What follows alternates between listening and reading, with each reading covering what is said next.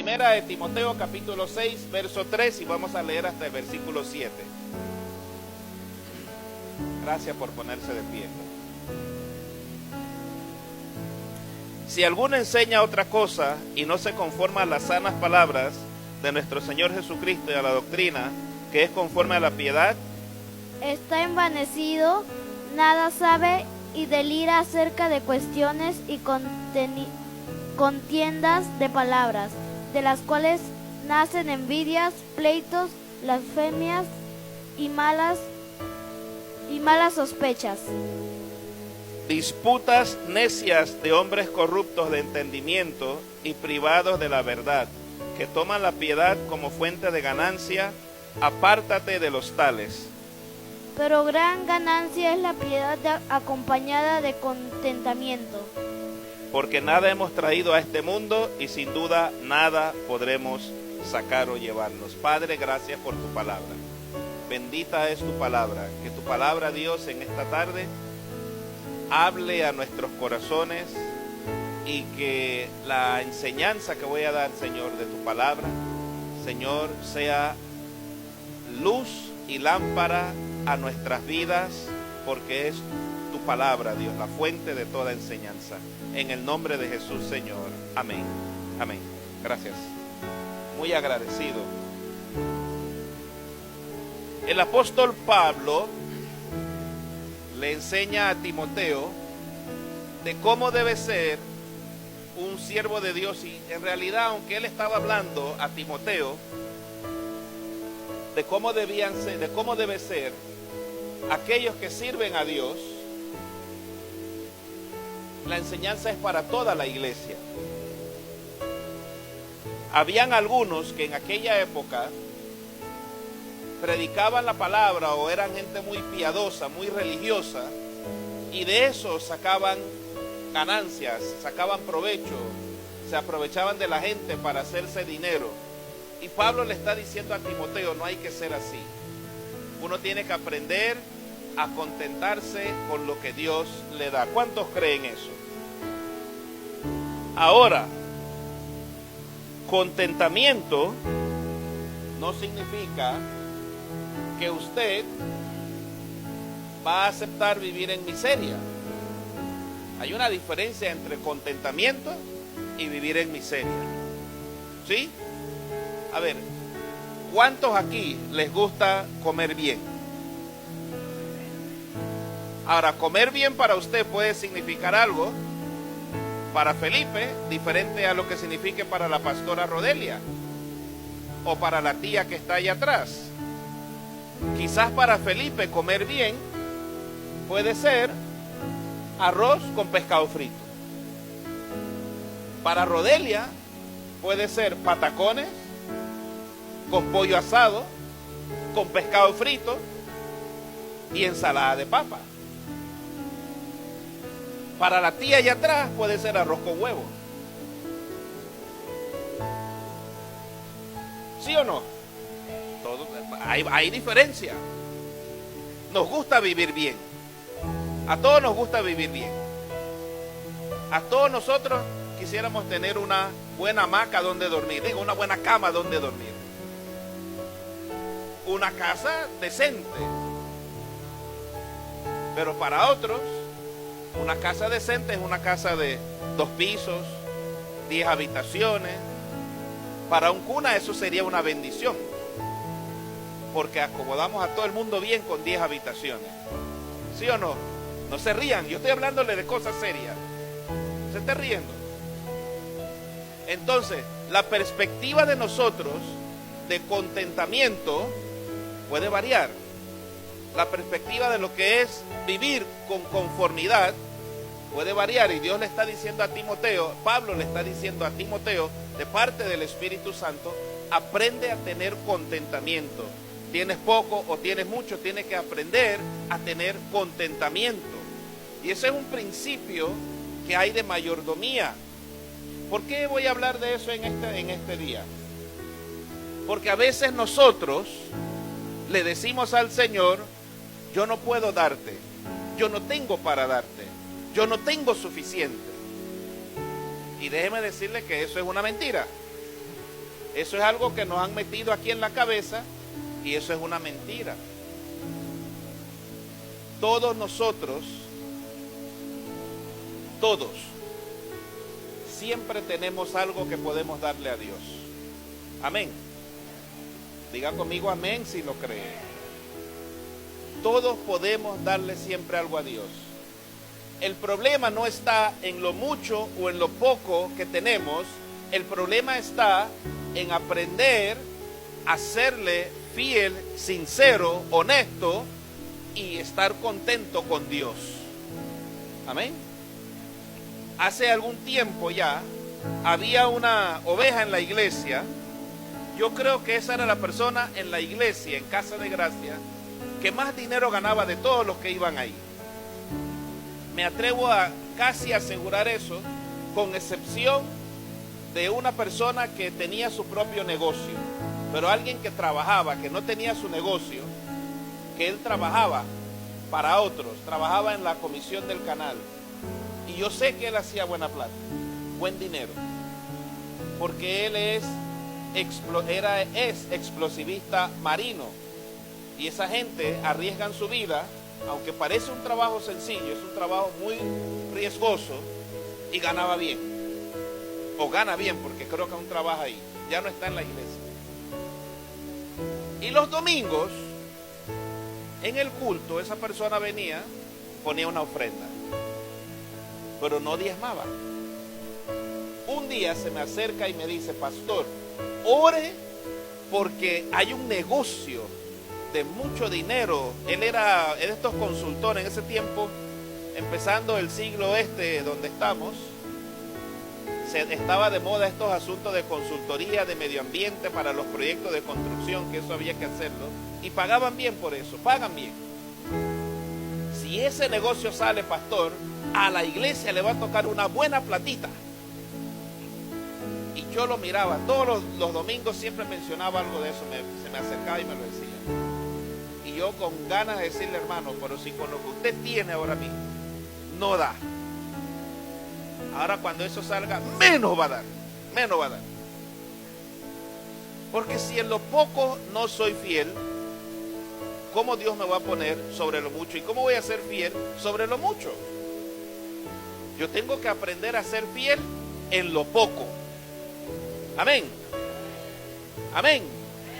¿Segura? ¿Sí o no? Y el gran problema en las iglesias que tenemos hoy es que la gente no ha aprendido ese principio.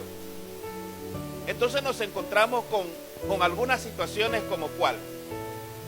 Nos encontramos en un extremo con el evangelio de la prosperidad, donde todo es tener y Dios, yo le doy a Dios para que Dios me dé. O sea, yo no doy porque Dios me dice en su palabra que debo dar en todo tiempo. Yo doy esperando una recompensa. Ese es un problema. Y es un problema serio en la iglesia hoy, porque hay gente que con eso pareciera que quieren comprar a Dios. Amén. Pero tenemos el otro extremo de los que están opuestos a eso, pero que entonces no enseñan correctamente la mayordomía bíblica. Y también es un problema. Entonces nos encontramos con iglesias que, pudiendo hacer más para el avance del reino de Dios, no lo hacen. Porque la gente dice: eso, el extremo de la prosperidad, no lo quiero, pero me quedo aquí y me quedo con una mentalidad pequeña ahí, porque hay pobrecito de mí, hay porque esto, hay porque no, y encontramos una sociedad donde a las personas que menos tienen, casi todos los días de forma rutinaria se les recuerda: es que ustedes son pobres, es que ustedes dependen de que se les ayude, es que si hay que darle, es que el gobierno tiene que hacer esto, es que aquello, todo el gobierno, todo. Y uno llega a la iglesia y llega con esa misma mentalidad: todo me lo tienen que dar. Y tenemos una mentalidad de consumir Una mentalidad que todos nos lo tienen que hacer, todos nos lo tienen que dar. Si no, nosotros no avanzamos. ¿Sí o no? Estoy equivocado yo. Nadie dice nada. O sea que estoy diciendo la verdad. Ahora, yo le voy a hacer una pregunta. Ustedes son noves, ¿cierto? No, ¿qué son? Ah, son cunas. Ah, yo le voy a hacer una pregunta entonces. En la historia del pueblo cuna, ¿ha sido así? ¿Ha sido un pueblo que ha estado dependiente de que alguien siempre venga y les dé las cosas para que puedan salir adelante? No. ¿Están seguros? ¿Están seguros de eso? ¿Bien seguros? ¿Sí? Ah, entonces ese fenómeno solo pasa dentro de la iglesia. Ah, es en la iglesia donde entonces nos hemos vuelto así todos.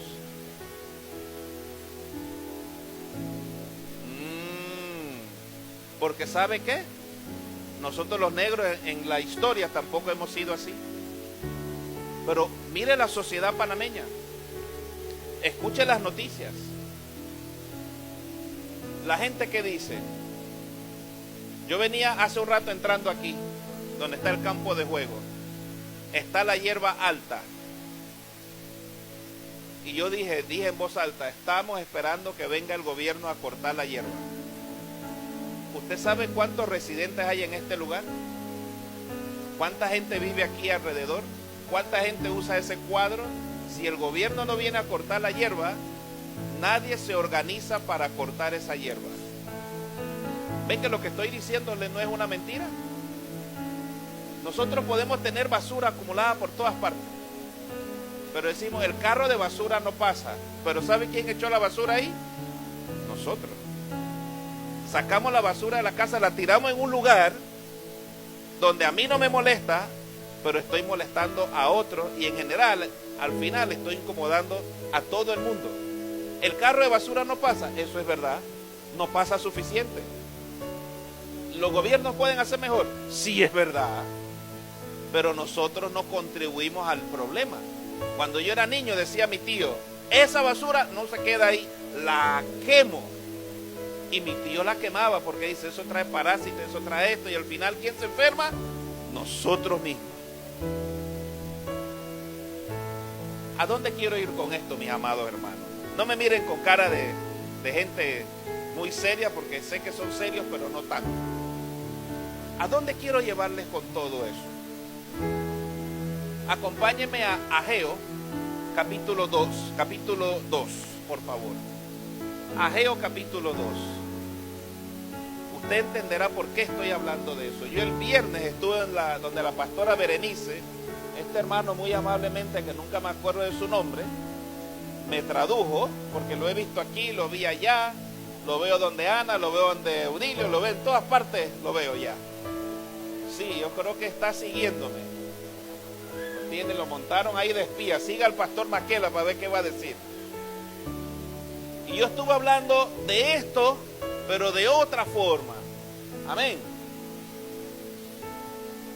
Porque nosotros los cristianos necesitamos desarrollar otra mentalidad, otra forma de pensar conforme a la palabra de Dios. ¿Sabe por qué? Porque la iglesia del Señor ha sido la pionera de muchas cosas en este mundo, pero en esta generación donde vivimos, en estos tiempos, la iglesia se ha acomodado en gran medida a cómo vive la sociedad, a cómo vive el mundo, y no pone en práctica las cosas que Dios nos manda hacer a nosotros como iglesia. Amén. Mi mamá decía, tú puedes ser pobre, pero tienes que ser limpio. Así me decía mi mamá siempre. Se abarra la casa, mantenga la casa limpia, haga tal cosa, porque si viene una visita, usted no lo va a dejar una casa sucia. Me decía, hijo, si usted tiene una sola muda de ropa, un pantalón, una camisa, todos los días usted lava esa ropa, pero usted ande limpio. Y eso yo me lo aprendí muy bien. Ella decía, el ser pobre no implica que uno sea cochino. Y esas palabras yo me las grabé. Yo no sé si mis otros hermanos, pero yo sí me las grabé. Yo me baño todos los días, ¿verdad? Mejor que me bañen si no me botan de la casa.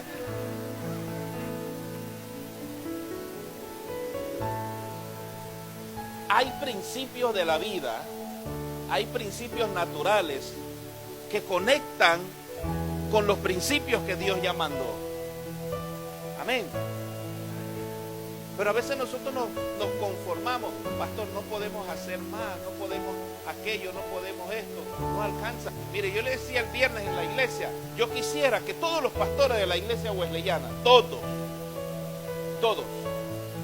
tuvieran un mejor salario para sostener a su familia, les pagaran el seguro social, que si el pastor se enferma, su familia se enferma, tienen a dónde ir a atenderse y no tienen que estar corriendo a última hora a una clínica o algo así, viendo a ver qué hace, donde se paga más y a veces no atienden bien. Tenemos un problema en el concilio y es que las iglesias, sus finanzas han hecho así. Y la gente dice, es que no podemos, es que no, pastor, es que la cosa está dura. Sí, la vida está dura. Sí, está dura. Sí, está dura. Pero a todos nosotros el Señor nos provee lo necesario todos los días. Yo no veo a ninguno aquí con cara que se está muriendo de hambre. A todos los veo gorditos, sanos, fuertes, que pueden tumbar una pared con una patada. Porque el que come mucho plátano tiene mucha fuerza. El que come arroz tiene fuerza. El que come carne, pescado, tiene fuerza. No sé lo que le estoy diciendo. El problema es que el no aprender a tener contentamiento implica otras situaciones también. ¿Ya está conmigo en Ageo? Bien, ahora déjeme alcanzarle ya a usted porque yo me quedé atrás. Ageo, capítulo 2. Le dije capítulo 2, ¿verdad? Versículo 1. Versículo 1 dice así. Yo se llamo un favor. En el carro, yo traje una toallita. Ahí donde yo me siento al frente ahí, una toalla blanca. Abre y tráemela, porfa. Coge y cierras después. Tráemelo, por favor. Que aquí hace mucha calor de este lado. Allá está fresquito. Entonces, dice así, Ageo capítulo 2, verso 1. Entonces el 17 de octubre de ese mismo año, posiblemente usted tenga una versión Reina Valera, o otra versión, la Reina Valera tiene la fecha del calendario judío. Esta versión da la fecha en el calendario que nosotros entendemos. Entonces el 17 de octubre de ese mismo año, el Señor envió otro mensaje por medio del profeta Ageo. Di lo siguiente a Zorobabel, gracias, dale eso a tu mamá. Ahí. Di lo siguiente a Zorobabel, hijo de Salatiel, gobernador de Judá, y a Jesúa o Josué, hijo de Jehosadac, el sumo sacerdote, y a remanente del pueblo de Dios allí en la tierra. ¿Alguno de ustedes recuerda esta casa, este templo, con su antiguo esplendor? ¿Cómo se compara este con el otro? No se parecen en nada. Sin embargo, ahora el Señor dice: Zorobabel, sé fuerte. Jesúa o Josué, hijo de Jehosadac, sumo sacerdote, sé fuerte. Ustedes que aún quedan en la tierra, sean fuertes. Así que ahora, manos a la obra, porque yo estoy con ustedes, dice el Señor de los ejércitos celestiales. Mi espíritu permanece entre ustedes, así como lo prometí cuando salieron de Egipto. Por lo tanto, no teman. Pastor, ¿qué tiene que ver eso con contentamiento? ¿Qué tiene que ver con lo que estás hablando? Tiene mucho que ver. El no tener contentamiento puede llevar a una persona al extremo de amar las cosas materiales únicamente. El contentamiento es como la medida de Dios para que nosotros no nos volvamos amantes de las cosas materiales, pero que no tampoco querramos vivir como si fuéramos lo peor, porque no es la medida de Dios para nosotros tampoco.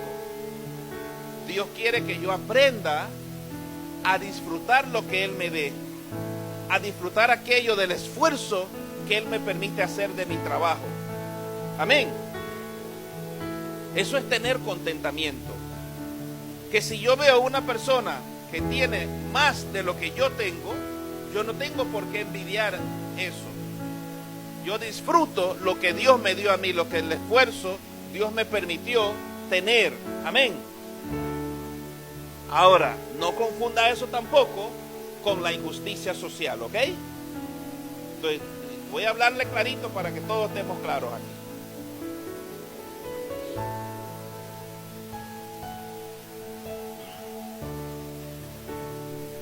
En Ageo, que solo tiene 2 capítulos ese libro, usted lo puede leer, estúdielo toda la semana.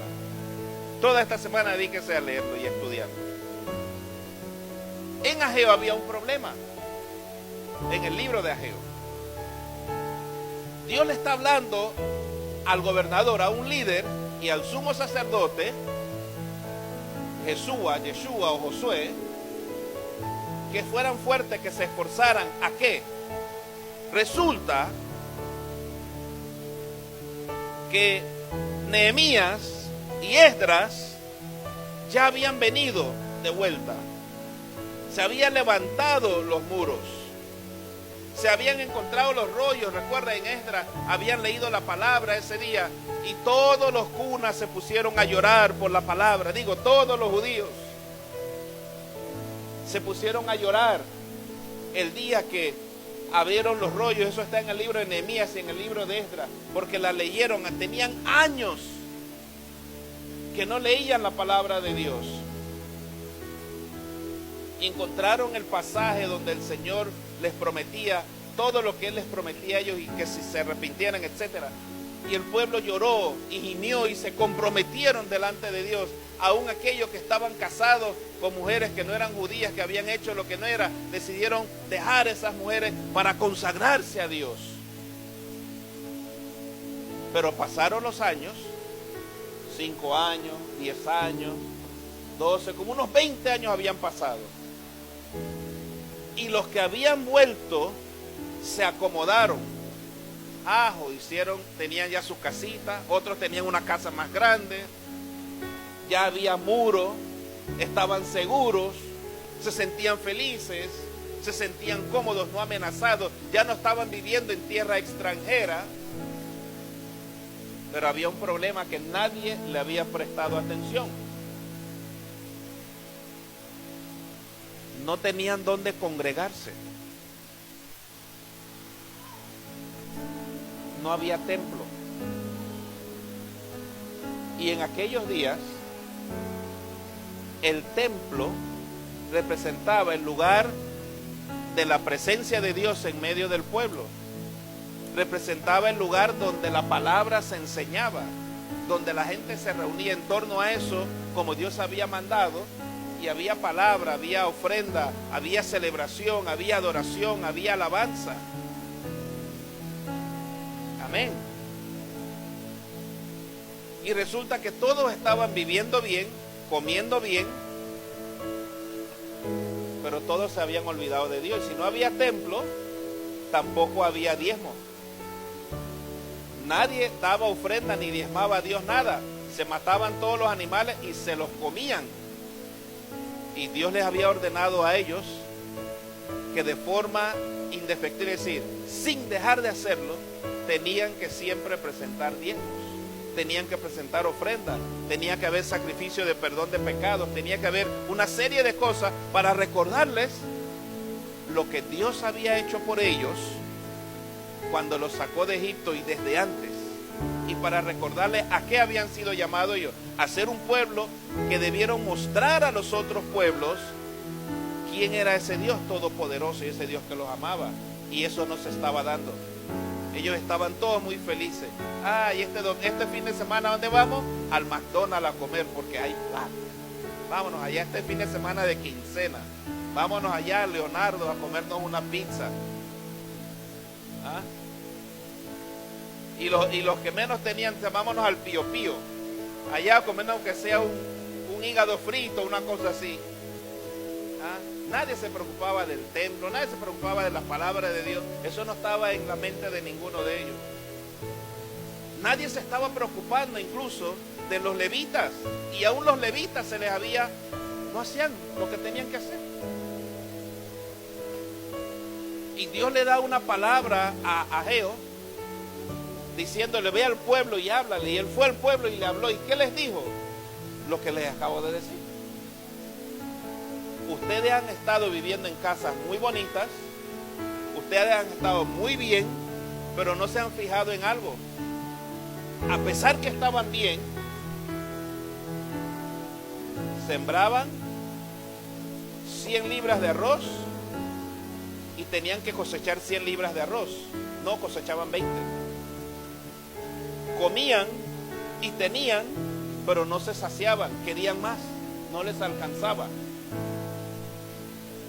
¿Usted ve dónde viene la conexión de no tener contentamiento? Pues cuando yo no tengo contentamiento, cuando no aprendo a ser contento con lo que Dios me ha dado, yo voy a querer más. Y cuando quiero más, me voy a olvidar de Dios. Porque me voy a ir detrás de lo que es material únicamente. Amén. Y eso pasa en la iglesia.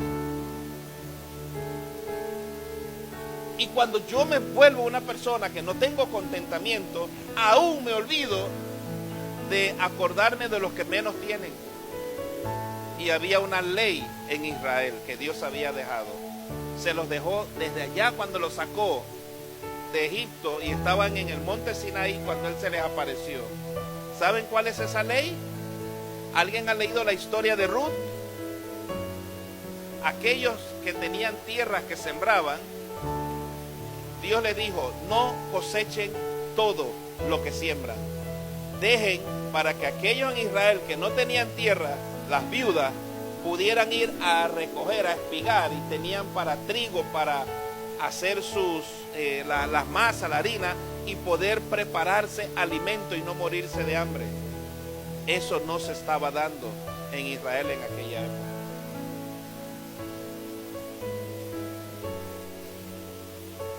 Y cuando Dios les llama la atención y le habla a los dos líderes, al sacerdote y al que era el gobernante, les dice, ustedes tienen la tarea de dirigir a este pueblo para que cambien. Y el pueblo escuchó a Dios, gracias que lo escucharon, y el pueblo cambió. Dice que se pusieron a buscar madera para hacer el templo. Lea el libro de Ageo. Buscaron madera y empezaron a trabajar en el templo. Y lo que Dios les había dicho se cumplió. Dios los bendijo a ellos más de lo que esperaban. Cuando usted lea la palabra de Dios, póngase en el lugar de los personajes que están ahí. O usted escucha las historias de la palabra de Dios, medite cómo fue esto y pregunte, piense y pregunte. Todos somos gente muy inteligente. Pero lo que pasó en esos días pasa hoy día también. Mire, yo le voy a hacer una pregunta aquí al abuelo, porque él todo lo sabe. Y yo no he hablado esto ni con el pastor, ni con él, ni con nadie. Lo mismo en la iglesia que fui el viernes. Dígame algo, ¿los diezmos y las entradas en esta iglesia aumentaron o disminuyeron? Nada que... No aumentó nada. ¿Por qué?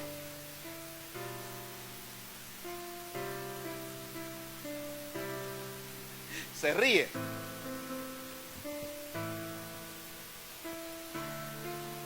Porque hay principios de la Biblia que no estamos viviendo. Y nos pasa lo mismo que pasa en el libro de Ageo. Cuando usted lo lee, sabe, ellos no se habían percatado que a pesar que estaban teniendo, no tenían lo que realmente debieron tener. Hasta que Dios les dijo, ustedes comen y no se satisfacen. quieren más siempre. Siembran, pero no cosechan todo lo que siembran. ¿No se preguntan por qué a la siembra le cayó plaga?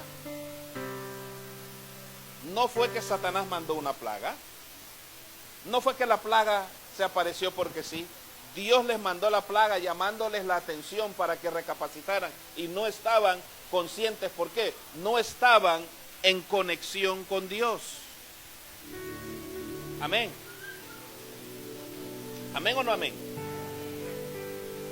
Y yo tengo una carga en mi corazón hace rato por los pastores. ¿Sabe cómo yo sé lo que pasa en las iglesias en términos de finanzas? Porque el tesorero del concilio, que ha estado reuniéndose con los tesoreros de las iglesias, me dice: pastor, han bajado los ingresos. Yo digo: sí, ya me di cuenta hace rato.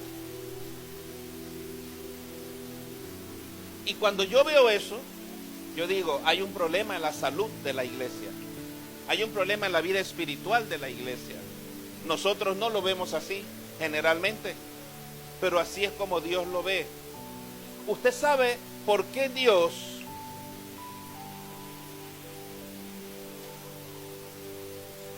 ha permitido que exista el dinero o formas de intercambio? ¿Usted sabe por qué? Porque con todo lo que es dinero, con todo lo que son bienes, tierras, nuestros corazones son probados delante de Dios. Mucho más que con su vida de oración. Y esto suena como algo ilógico, pero es así.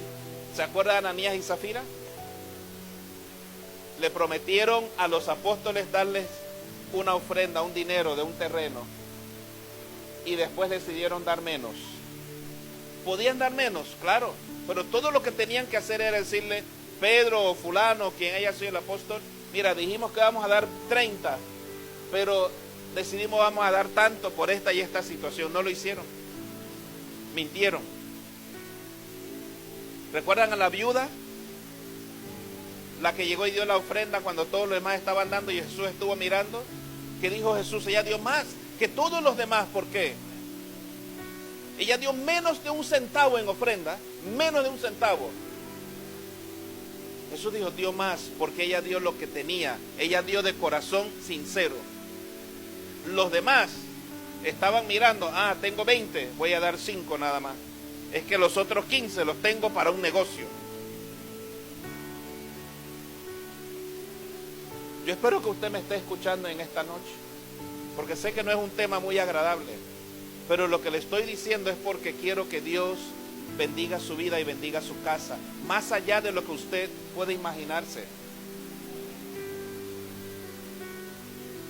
Y yo sé muy bien que en nuestras iglesias muchas mujeres, sobre todo en la cultura cuna, dependen de lo que el marido les da. Pero eso también no es verdad totalmente. Porque las mujeres cunas, cuando quieren plata, se organizan y hacen actividad y sacan plata. Yo lo he visto. Vamos a tal lugar, las mujeres sacan más plata que los hombres.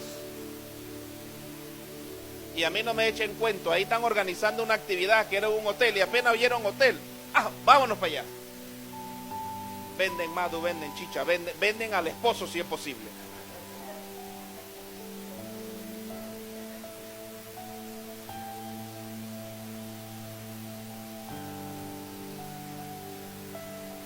Dios quiere siempre bendecirnos. Diga amén conmigo.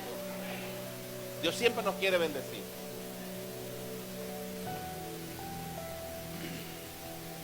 Hay que cambiar nuestra manera de pensar, hay que renovar el entendimiento. Yo quiero que usted piense en lo siguiente. En el Antiguo Testamento, cuando Dios les da todas las leyes a Israel, y Dios dice, de las 12 tribus, hay 11 tribus que van a tener tierras para sembrar, tierras para el ganado, tierras para esto, pero había una tribu que no se le dio lugar para sembrar. Ellos tenían una función, la tribu de los levitas, Leví, los sacerdotes. Ellos eran los que atendían todo lo del templo, ellos eran los que tenían que enseñar la palabra de Dios, Ellos eran los que dirigían los sacrificios necesarios. Ellos eran los que iban delante de Dios, Moisés, Aarón, a orar para que Dios perdonara la rebeldía del pueblo. Eran ellos. ¿Y cuál era la responsabilidad de los otros que Dios les dio? Ustedes van a producir para sostenerlos a ellos. O sea, se sostenían ellos, cada familia de las otras tribus, pero sostenían a los sacerdotes. Cuando iban a los sacrificios para el Señor, si llevaban un animal, un toro, los riñones y esas cosas así, eran lo que se sacrificaba a Dios. Y la carne, la mayor parte de la carne, Dios permitía que se lo dieran a los sacerdotes para alimentación de ellos y su familia.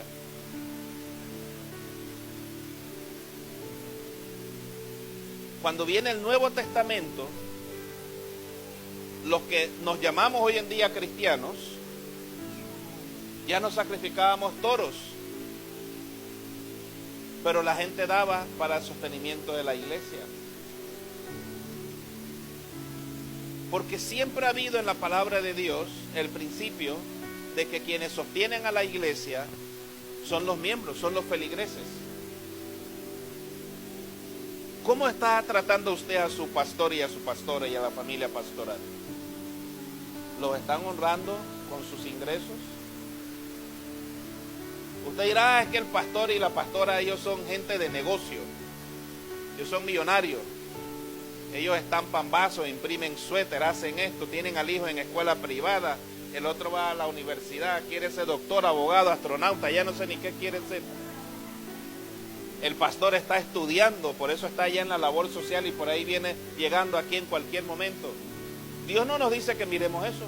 Pablo trabajaba, Pablo hacía tiendas de campaña, pero en muchas iglesias le daban ofrenda y lo sostenían. Él mismo lo dice, lea Filipenses, lea Tesalonicenses, lea las cartas que Pablo escribió. Porque es un deber de la iglesia sostener a los suyos. Yo incluso soy de los que creo que a los líderes de la iglesia deberían dársele una ofrenda. Ahora, no voy a meter a nadie en problema, aquí no estoy diciendo que hay que hacerlo. Debería, si la iglesia tuviera los ingresos necesarios.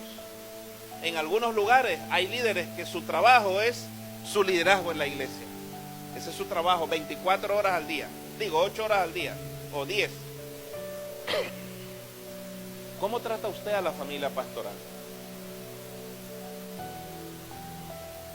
¿Cuánto necesita esta iglesia para hacer evangelismo? ¿Cuánto necesita la iglesia para discipular? No, pastor, eso lo hace cada uno. Sí, pero ¿y el material de dónde sale? ¿Y la capacitación de dónde sale? ¿Y esto y lo otro de dónde sale? ¿Ah? Ir a la casa de los hermanos los jueves. A veces no solo van a orar, a veces se iba un material de dónde salió. Ah, el pastor Melestiano, él lo imprime o lo pagan en tal lugar. Si ese piano se daña, si ese equipo se daña, ¿de dónde sale el dinero?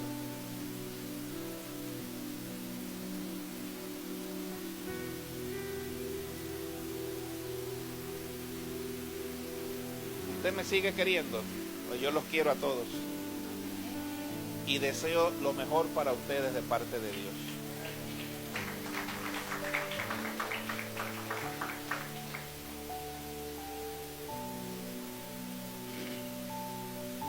Creo que es la primera vez en mucho tiempo que mi familia me acompaña aquí hoy. Siempre ha habido una situación aquí y allá. Y el acompañante cuando estaba más chiquito venía conmigo. No quería entrar a jugar allá adentro, pero él se sentaba ahí conmigo ahí. Voy a decir algo que creo que él no conoce. Mi esposa conoce y quizá usted se lo he contado en algún momento, no estoy seguro. Lo dije el viernes donde Berenice. Cuando yo conocí a mi esposa tenía un salario como de $300, más las comisiones que ella ganaba vendiendo. yo ganaba más de $1,000. Ella era cristiana, trabajaba con ministerio de niños, iba al campo misionero, allá hacia la iglesia donde iba, hacía misiones con los noves. El papá de crianza de ella conoció al pastor Carlos Guardia, lo conocía. Así fue como Carlos Guardia luego se unió a la Unión Cristiana y después a la iglesia wesleyana. En algún momento. Y yo recuerdo que ganando yo más, llegaban las quincenas, llegaba a fin de mes y yo nunca tenía plata. Ganaba más. No estábamos casados aún, éramos amigos, ni siquiera novios. Yo no pagaba casa, vivía con mi mamá, no pagaba luz, no pagaba agua, contribuía en algo, sí, pero no es lo mismo contribuir en algo que tener que sostener una casa y una familia. Y los que tienen familia aquí saben a lo que me refiero. Pero cobraba hoy y a los días no tenía plata. Iba a los prestamistas a pedir plata para poder sobrevivir la quincena. ¿Cómo era posible que ganando más yo no tenía plata y ella sí? Ella pagaba luz, pagaba casa, pagaba pasaje, comía. Ahora, en aquel entonces comía como pajarito, poquito, no comía mucho. Por mi culpa ahora come demasiado.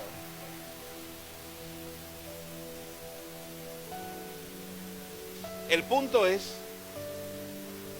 a ella le alcanzaba. ¿Sabe cuál era la diferencia? Dios le había enseñado a ella los principios de administración que yo no conocía. Ella diezmaba,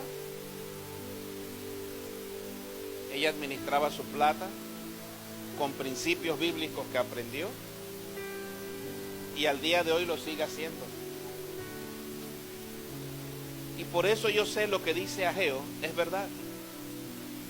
Usted puede tener mucho, pero si no aplica y conoce los principios bíblicos, el mucho se le va y se pierde. Ella tenía menos que yo, 4 veces menos que yo, pero le alcanzaba.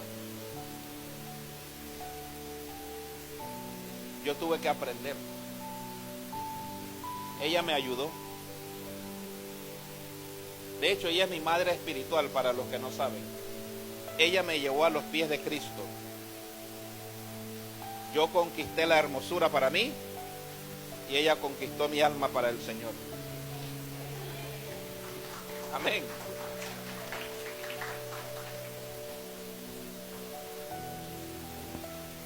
Necesitamos empezar a aplicar los principios bíblicos de verdad a nuestras vidas.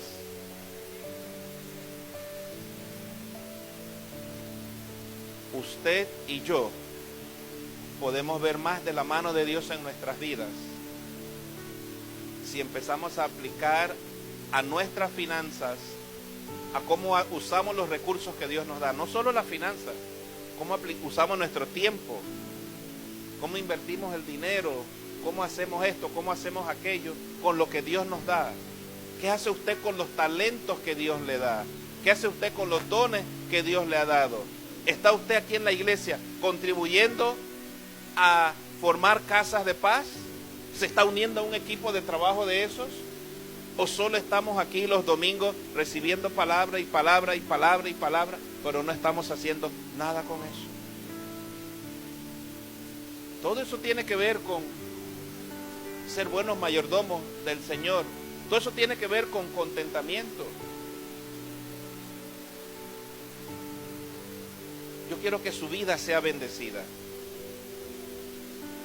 Y yo no creo que la iglesia del Señor tiene que depender que venga nadie de afuera a darle los recursos que Dios nos ha dado y nos pone en nuestras manos. Amén. Amén. Yo creo que cada iglesia tiene las personas que Dios les ha puesto y los recursos necesarios allí para hacer todo lo que tenemos que hacer. Todo. Todo. Diga conmigo todo. Diga, Dios me ama y quiere bendecirme siempre. Amén. No seamos como los judíos en los días de Ageo. Aprendamos a dar. Le voy a decir un secreto que siempre dice mi jefe. Yo tengo un jefe aquí en la tierra, aparte del que tengo en el cielo. Mi jefe dice, y yo creo ese principio, no se trata si tienes mucho o tienes poco, se trata de fidelidad. Usted sabe que la iglesia, el concilio aquí en Panamá, nosotros todos los años, bueno, no una vez al año, a veces lo hacemos en 2 ocasiones para dividirlo, pero nosotros enviamos una ofrenda a la iglesia wesleyana de Latinoamérica o Iberoamérica, así como hay una ofrenda de misiones, y Panamá en el último año ha quedado en cero, no envió nada de misiones, nada. Y mi jefe dice, se trata de fidelidad. ¿Qué significa eso? Como le decía a la iglesia el viernes, si lo que usted tiene es $1 y el diezmo son 10 centavos y usted necesita $2 para vivir, viene la gran pregunta, ¿qué hago? Porque si yo necesito $2 para vivir y yo solo tengo $1, no me alcanza para el pasaje, no me alcanza para la comida, ¿qué hago? Y si tengo que dar el diezmo, que son 10 centavos, entonces me quedan 90. ¿Qué hago? Pregúntale a mi esposa cómo hacía. Pero lo primero que ella hacía era, Señor, aquí está lo tuyo. Ya el resto veré cómo hago. Dios nunca desampara a los suyos. Nunca. Nunca desampara a los suyos. Dios era tan lindo con mi esposa que le multiplicaba las ventas. Y sus comisiones a veces eran mayor que su salario, por lo que ella misma me ha contado.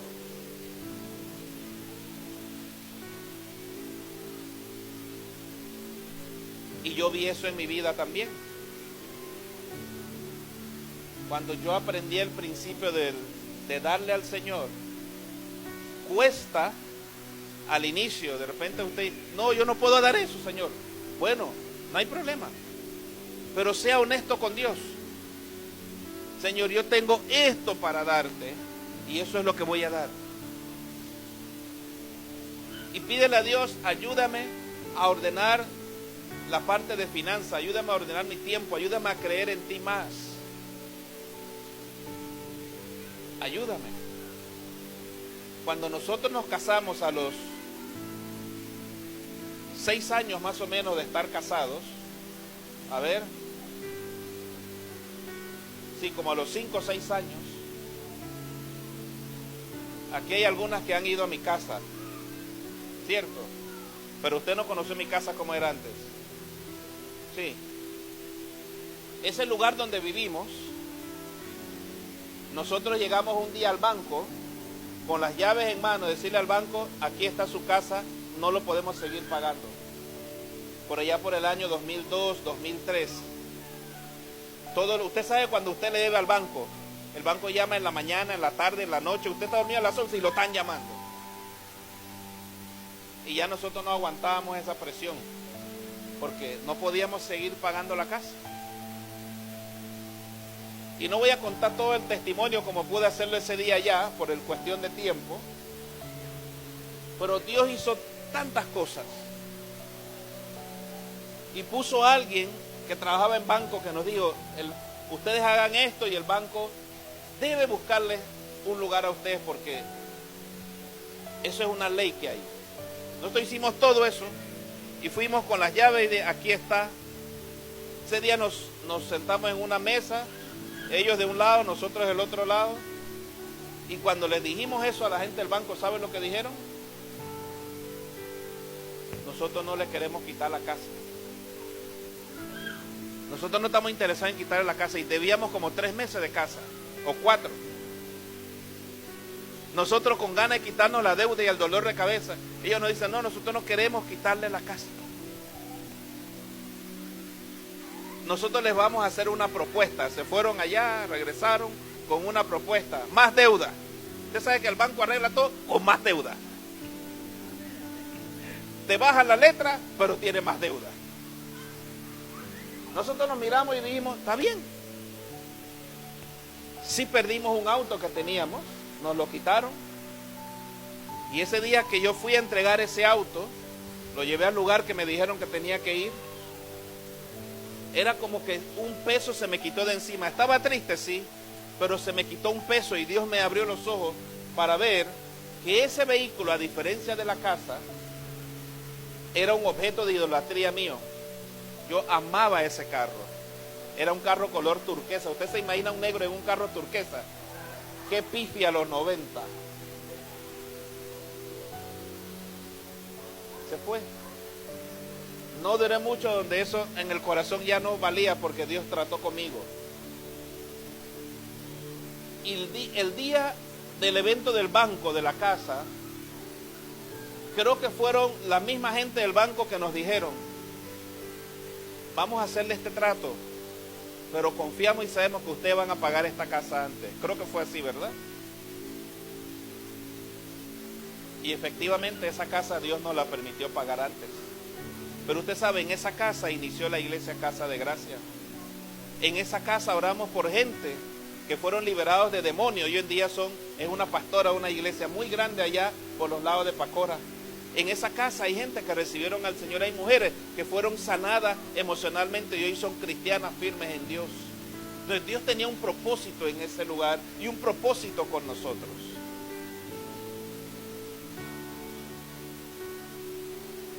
Nunca dejamos de serle fieles a Dios a pesar de nuestra situación económica. Lo primero era diezmar, siempre. No nos preguntábamos si alcanzaba para la comida. ¿Y saben lo que pasaba? Los hermanos que estaban en la célula, la iglesia que estábamos plantando, ni siquiera eran cristianos afirmados aún. Un día se aparecían con comida, una cuñada mía se aparecía con comida, con supermercado, con esto. Nunca nos faltó nada de lo esencial para vivir. Y aprendimos, yo aprendí, pero mi esposa ya sabía eso, pero Dios me afirmó en ese tiempo en el por qué es necesario ser fieles a Dios en nuestro dar. Dios nunca se olvida de los suyos, iglesia. Póngase de pie conmigo, por favor. Nunca diga en su mente que usted no tiene suficiente. Piense que su generosidad y su contentamiento puede bendecir muchas vidas. Amén. Amén. Dios es fiel. Yo quiero que usted hoy se comprometa con Dios, en serle fiel a Dios en todo. No solo es cuestión de orar, de leer la Biblia, en su finanza. Cuando usted viene a la iglesia cada domingo, piense realmente lo que yo voy a dar de ofrenda o lo que puedo dar de diezmo, ¿eso realmente es o puedo realmente dar más? ¿O puedo hacer algo en la semana para bendecir la obra del Señor en la iglesia?